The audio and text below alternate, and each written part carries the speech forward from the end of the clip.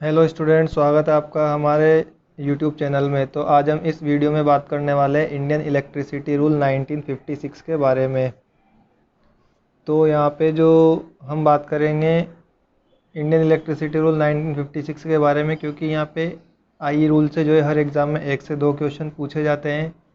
जैसे कि यूपीपीसीएल हो गया, डीएमआरसी हो गया, एसएससी जेई हो गया, पीजीसीआईएल हो गया, सेल हो गया और स्टेट इलेक्ट्रिसिटी बोर्ड हो गया। तो इन सारे एग्ज़ाम में क्या है, आई रूल से एक दो क्वेश्चन आ ही जाते हैं। तो इस वीडियो को देखने के बाद आपको आई रूल से रिलेटेड एक हर क्वेश्चन का आंसर कर पाओगे। और आपके ये जो आई रूल है ये 3 से 4 लेक्चर में कंप्लीट होंगे। और इन लेक्चर में हम केवल important I rule he discuss करेंगे जिनसे कि एग्ज़ाम में क्वेश्चन पूछे जाते हैं। तो आप इन आई रूल्स के जो वीडियोस हैं इनके आप नोट्स भी बना सकते हैं। और जब ये आई रूल्स कंप्लीट हो जाएंगे तो हम आई रूल से related previous year question paper में आए हुए ऑब्जेक्टिव क्वेश्चन भी सोल्व करेंगे, जिससे कि आपको आई रूल से रिलेटेड कोई भी डाउट नहीं रहे। तो चलिए अब हम स्टार्ट करते हैं। तो सबसे पहले अब हम यहाँ पे बात करेंगे कि जो हमारे आई रूल्स है ये किसके द्वारा दिए जाते हैं। तो हमारे जो आई रूल्स है जो दिए जाते हैं ये इंस्टीट्यूट ऑफ इलेक्ट्रिकल इंजीनियर्स के द्वारा दिए जाते हैं। तो हम इसमें लिखेंगे it is given by institute of electrical engineers.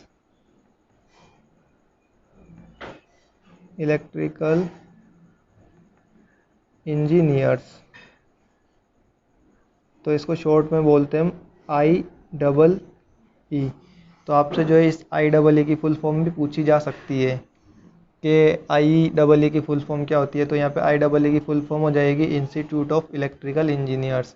तो अब हम बात करने वाले हैं हमारे यहाँ पे हमारे फर्स्ट रूल की तरफ। तो हमारा फर्स्ट रूल जो आएगा वो है हमारा रूल नंबर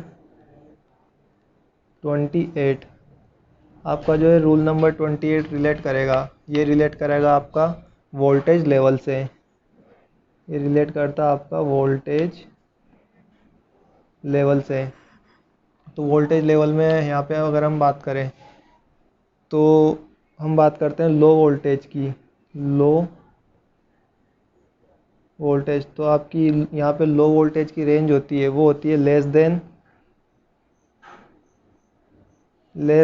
250 वोल्ट। उसी प्रकार अगर अब हम यहाँ पे बात करते हैं हमारे मीडियम वोल्टेज की रेंज होती है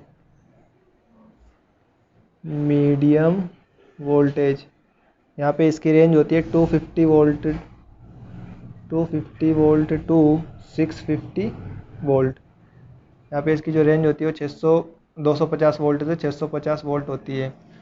और अगला है हमारा हाई वोल्टेज। तो यहाँ पे हाई वोल्टेज की जो रेंज होती है वो होती है 650 वोल्ट टू 33 केवी। और यहाँ पे अब हम बात करें कि extra high voltage.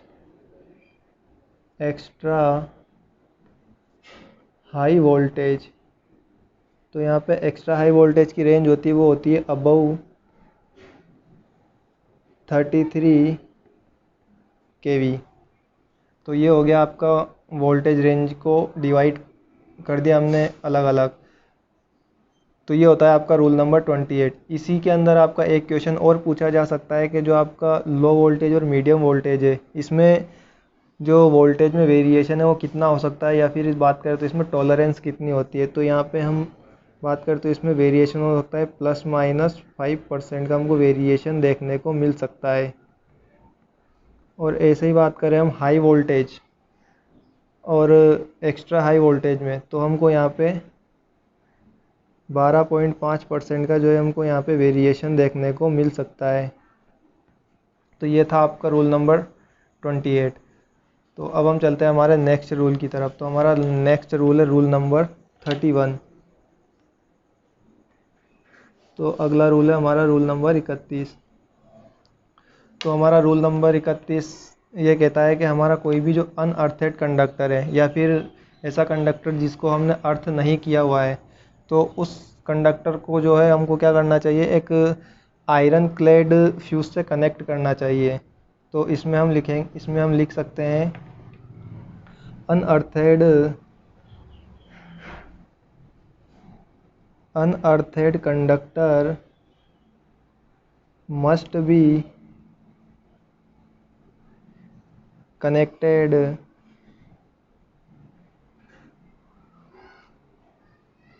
iron-clad fuse at proper place। एक प्रॉपर प्लेस पे जो है हमारा अनअर्थेड कंडक्टर को क्या करना चाहिए, आयरन क्लेड फ्यूज से कनेक्ट करना चाहिए।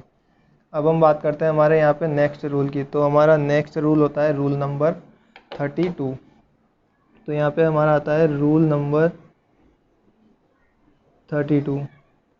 तो ये जो हमारा रूल नंबर 32 है, ये हमारा रिलेट करता है अर्थिंग प्लेस से, मीन्स हमको अर्थिंग की जगह से रिलेट करता है। तो इसमें ये बताता है कि हमको जो अर्थिंग का जो एरिया होता है, ये इसका खुद का एक पर्सनल एरिया होना चाहिए, और जो हमारी अर्थिंग जो है वहाँ से स्टार्ट करनी चाहिए जहाँ से हमारी सप्लाई स्टार्ट होती है। तो इसमें हम लिख सकते हैं कि ये हमारा रिलेट करता है अर्थिंग प्लेस से, अर्थिंग के स्थान से। तो ये जहाँ भी हमारा अर्थिंग का प्लेस है वहाँ पे क्या होना चाहिए, इंडिकेट का साइन बना होना चाहिए, मीन्स वहाँ पे अर्थिंग का साइन बना होना चाहिए। सेकेंड है कि जो अर्थिंग का स्थान है वो क्या होना चाहिए, सेल्फ एक्वायर्ड होना चाहिए, उसका खुद का एक जगह होना चाहिए। तो ये सेल्फ एक्वायर्ड उसका जगह होना चाहिए। और हमारी जो अर्थिंग है वहाँ से स्टार्ट होनी चाहिए जहाँ से सप्लाई स्टार्ट होती है। तो हम इसमें लिख सकते हैं अर्थिंग स्टार्ट्स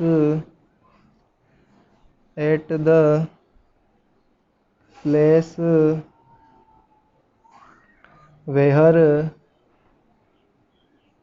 स्टार्ट सप्लाई। तो ये था हमारा रूल नंबर 32, जो कि ये हमारा रिलेट करता है किससे, अर्थिंग से। तो हम इसमें लिख सकते हैं इट रिलेट्स टू अर्थिंग, जो कि हमारा अर्थिंग से रिलेट करता है। अब हम चलते हैं हमारे नेक्स्ट रूल की तरफ। तो हमारा यहाँ पे नेक्स्ट रूल है, ये भी हमारा अर्थिंग से ही रिलेटेड है। तो हमारा अगला रूल है रूल नंबर 33। तो यहाँ पे हमारा अगला रूल नंबर 33। तो अगला जो रूल है हमको ये बताता है, रूल नंबर 33, कि हमारे जो भी मीडियम वोल्टेज है, हाई वोल्टेज और एक्स्ट्रा हाई वोल्टेज है, इनको हमको क्या करना चाहिए, अर्थिंग से कनेक्ट करना चाहिए। और ये जो वहाँ पे जो अर्थिंग लगी होगी उसकी जो मेंटेनेंस है या जो उसकी केयर है, देखभाल है, वो उसकी जिम्मेदारी किसकी होगी, सारी की सारी वो कंज्यूमर की होगी। तो इसमें हम लिख सकते हैं, जैसे हमारा हो गया मीडियम वोल्टेज, हो गया मीडियम वोल्टेज, हाई वोल्टेज और extra high voltage, extra high voltage. तो इनमें क्या होना चाहिए, हमारी अर्थिंग ज़रूरी है हमको। तो इसमें हम लिख सकते हैं अर्थिंग मस्ट रिक्वायर्ड। यहाँ पे क्या है, हमको अर्थिंग ज़रूरी है। और ये जो यहाँ पे अर्थिंग है, इसकी जो केयर और मेंटेनेंस की जिम्मेदारी है किसकी होती है, कंज्यूमर की होती है। तो हम लिख सकते हैं care and maintenance is totally depends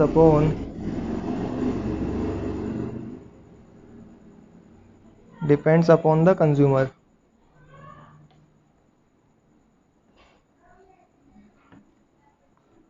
तो ये हमारा रूल नंबर 33 यहाँ पे कंप्लीट होता है। तो इस रूल से आगे हम नेक्स्ट वीडियो में बात करेंगे।